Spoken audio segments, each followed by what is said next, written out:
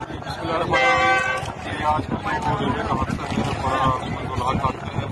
अल्लाह हमारे हाल पे रहम फरमाए। और जब हमें पता चला है तमाम एजेंसी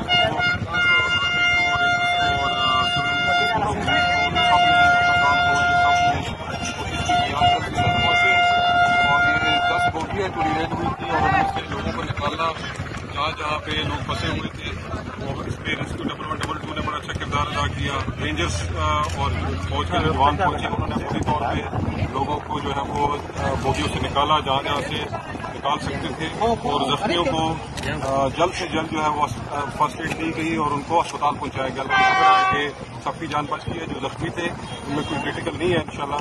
और बाकी जो जिनकी डेथ हो गई अल्लाह ताला उनको दोबारा रहमत की जगह फरमाए। अभी तक कितने इंजर्ड हैं लोग और रात अभी पड़ रही है, कुछ देर बाद बेगा हो जाएगा। रेस्क्यू के अमल को आगे बढ़ाने के लिए रात को जो है उससे क्या की जाए। आप देख रहे हैं कि पीछे एक क्रेन फौज की है, सिविल एडमिनिस्ट्रेशन की भी, और आपके पिछली साइड पे जो रेलवे पाकिस्तान रेलवे की जो ट्रैक वाली क्रेन होती है वो भी पहुंच चुकी है।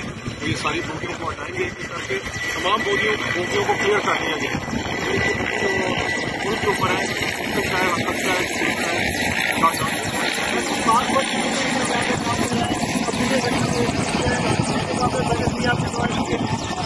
यहाँ भी आप देख रहे हैं जो क्रिटिकल इवैक्यूएट किया गया ताकि उनकी जान थोड़ी तौर पर बचाई जा सके।